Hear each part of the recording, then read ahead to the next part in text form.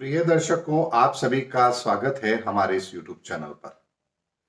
दर्शकों, 16 तारीख को मंगल का राशि परिवर्तन हो चुका है और मंगल के राशि परिवर्तन के साथ ही हमें कुछ जगहों से अच्छी खबर भी सुनने को मिली है कि केसेस में कुछ कमी आ रही है और ये अच्छी बात भी है। लेकिन इसकी पुष्टि के लिए हमें अभी 1-2 दिन और इंतजार करना पड़ेगा कि मंगल का आखिर प्रभाव स्थायी तौर पर क्या आने वाला है।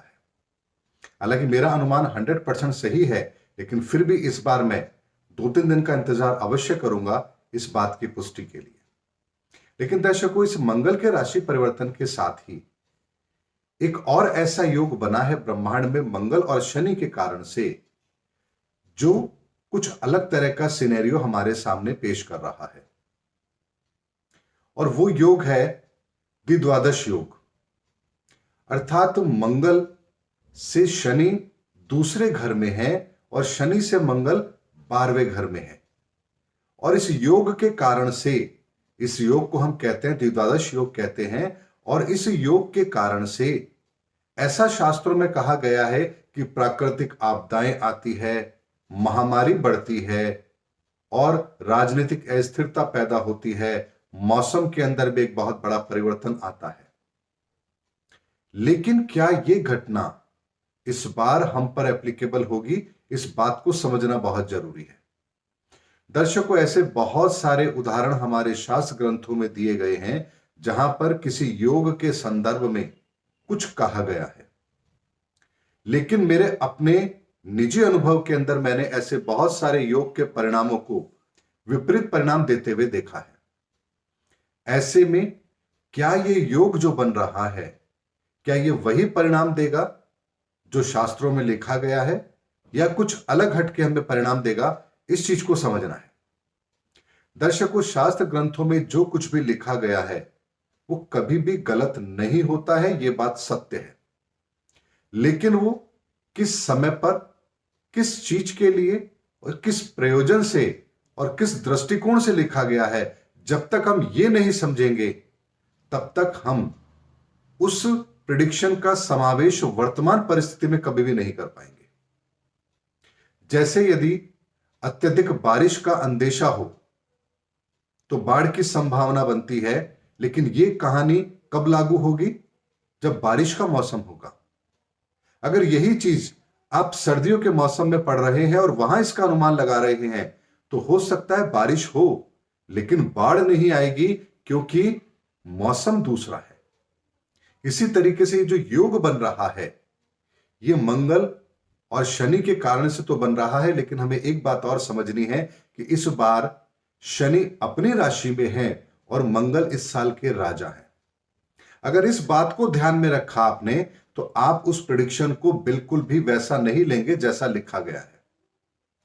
अब इसको समझते हैं कि यह हमें वर्तमान के अंदर जो परिस्थिति बन रही है हमें क्या फल देगी, और इसको मैं आपको डिटेल में आपको समझाता हूं।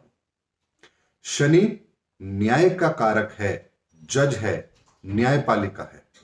और न्यायिक प्रक्रिया का आगे होना मतलब किसी कोर्ट के फैसले को लागू करना।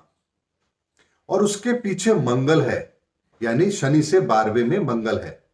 मंगल यानी सेनापति, पुलिस, प्रशासन, फौज, ये उससे 12वें है। यानी कि इस बार न्यायाधीश अपने साथ ताकत को भी लेकर के चल रहे हैं, जो इस बात का प्रमाण है कि वो जो सुधार करना चाहते हैं वो सुधार वो करके ही रहेंगे। और उसके लिए यदि उन्हें पुलिस, प्रशासन, फौज, सेना या ताकत का इस्तेमाल करना पड़े तो उससे भी वो पीछे नहीं रहेंगे। अब आप बताइए कि जब कोई सुधार प्रक्रिया होगी तो उसमें विनाश लीला कैसे हो सकती है? यही कारण है कि इस बार जो ये मंगल का राशि परिवर्तन है और शनि के साथ जो ये योग बना है, ये योग स्थायी तौर पर महामारी के अंत का कारण जरूर बनाएगा, चाहे फिर उसके लिए उन्हें किसी भी प्रक्रिया से क्यों ना गुजरना पड़े। ऐसे में प्राकृतिक तौर पर इस वायरस का कमजोर होना, हमारे शरीर के अंदर एंटीबॉडी का बनना और उसका और अधिक सक्रिय होना, पर्यावरण का भी हमारा साथ देना और वर्तमान परिस्थितियों का भी हमारे पक्ष में आना और ग्रहों की परिस्थितियों का भी हमारे पक्ष में आना, ये सारी की सारी चीजें इस तरफ इशारा कर रही है कि ये महामारी का जो युद्ध है ये अंतिम युद्ध है और इस युद्ध के अंदर शनि अब पूर्णतः विजय की ओर अग्रसर है। ऐसे में इस योग के कारण से मुझे इस बात को और अधिक प्रभावी ढंग से कहने में कोई भी संदेह नहीं है कि अब ये जो आप कोरोना के केसेस बढ़ते हुए देख रहे हैं ये बहुत जल्दी तेजी से उतार पर होंगे और हिंदुस्तान में ही नहीं पूरे विश्व में होंगे और इससे बाहर निकलने का रास्ता अब पूरी की पूरी दुनिया बहुत तेजी से ढूंढ लेगी और यो समझिए कि इसके बाद अब आपको ऐसी परिस्थितियां शायद ही कभी देखने को मिले, क्योंकि ब्रह्मांड में जो ग्रहों की परिस्थिति बन रही है एक के बाद एक वो इसी तरफ इशारा कर रही है। इसीलिए दर्शकों मैंने आपसे कहा है कि 2022 के अंदर ब्रह्मांड में जो ग्रहों की परिस्थिति बन रही है बहुत तेजी से बन रही है। एक ग्रह अपना राशि परिवर्तन करता है, उससे एक योग बनता है, उसके अगले ही दिन आपको दूसरा योग समझ में आता है कि यहां ये योग और बन रहा है। ऐसे में कालसर्प योग, मंगल का राशि परिवर्तन, मंगल के राशि परिवर्तन के साथ ही शनि का ये योग, ये अपने आप में लगातार एक के बाद एक और अप्रैल माह तक इसी तरह की प्रक्रिया चल रही है। ऐसे में मैं आपको बहुत लंबा फोरकास्ट न देकर के हर 10 से 15 दिन के अंदर जैसे जैसे जो बड़े परिवर्तन होंगे उसके संदर्भ में आपको एक डिटेल एनालिसिस जरूर दूंगा।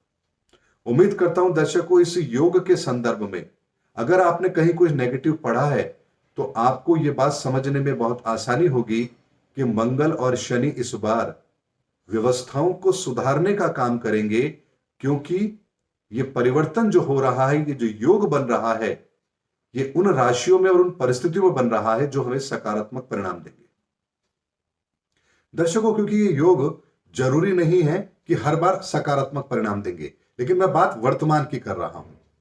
अगर मान लीजिए यही योग शनि अपनी नीच राशि में हो तब बने तो निस्संदेह ये हमारे लिए नुकसानदायक होगा, लेकिन इस बार ये योग शनि की अपनी ही राशि में शनि के होने पर बन रहा है और मंगल के राजा का अपने ही शनि से 12वें में होना यानी कि न्याय व्यवस्थाओं को मजबूत करने की तरफ इशारा कर रहा है, ना कि कोई प्राकृतिक आपदा लाने की कर रहा है। ऐसे में मंगल तो हर 1.5 माह या लगभग 45 से 46 दिन में अपना राशि परिवर्तन करता है, तो ये योग तो हर बार बनते रहेंगे, लेकिन इस बार ये योग कोई प्राकृतिक आपदा लाने वाला नहीं है, कोई नेगेटिव समाचार हमें नहीं देगा, बल्कि वर्तमान परिस्थितियों को सुधारने का काम अवश्य करेगा। उम्मीद करता हूं दर्शकों मैंने आपको ग्रहों के संदर्भ में एक विशेष जानकारी देने का प्रयास किया है। अगले वीडियो में आपसे फिर मुलाकात होगी, तब तक हमारे चैनल पर बने रहिए। जय हिंद, जय भारत।